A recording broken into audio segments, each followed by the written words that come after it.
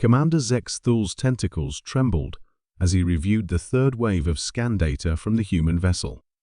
The previous two analyses had been disturbing enough, revealing weapons systems that defied conventional physics and armor composed of materials that shouldn't exist.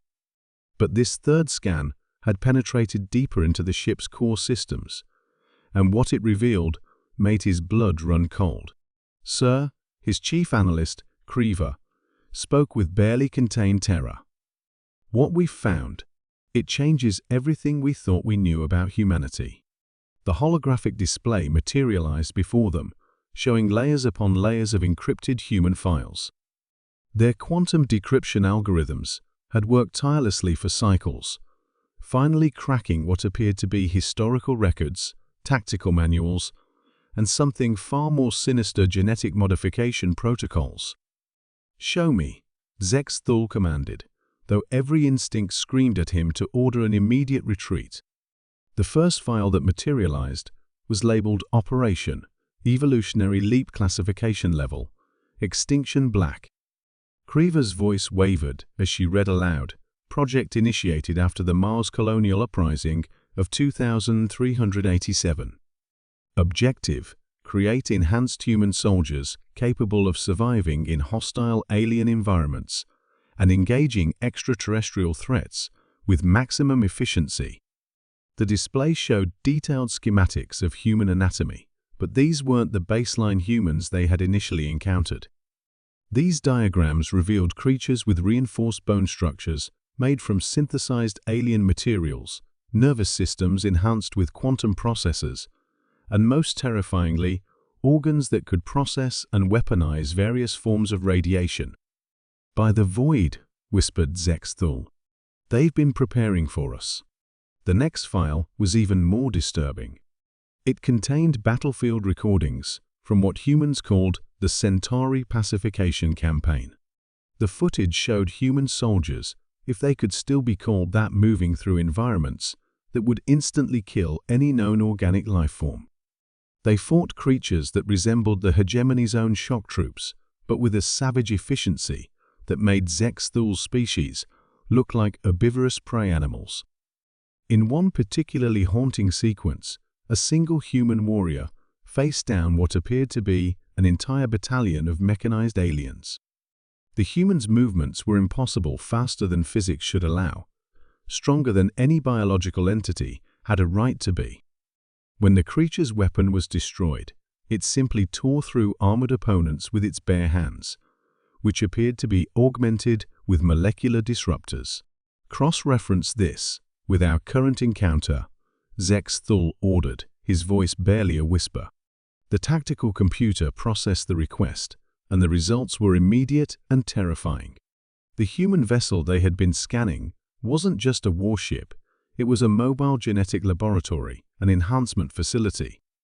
Deep within its hull, the scans revealed rows upon rows of stasis pods, containing what appeared to be different iterations of enhanced humans, each generation more lethal than the last. Creever pulled up another file, this one labeled Psychological Warfare Division, Xenophobia Enhancement Protocols. The contents revealed the most chilling aspect of human warfare. They had weaponized their own fear and hatred of the unknown.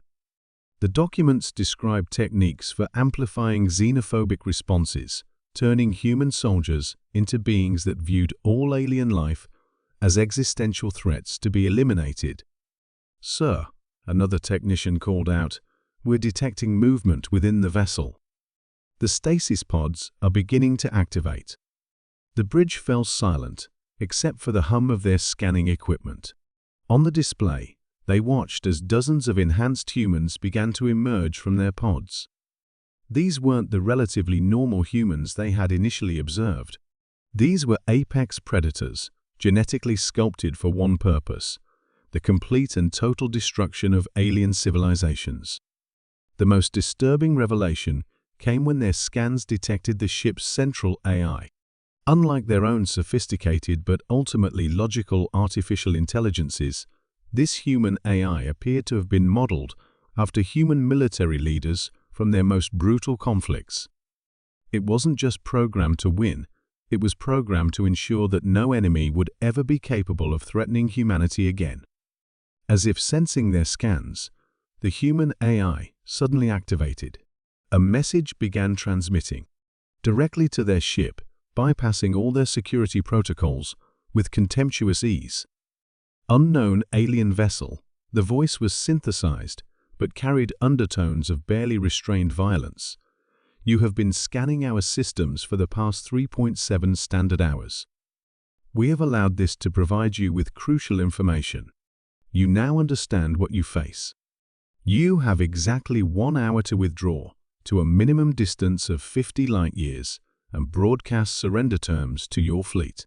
Compliance will result in enslavement. Non-compliance will result in extinction. Zexthul stared at the display, watching as the enhanced humans began moving through their ship with purposeful intent.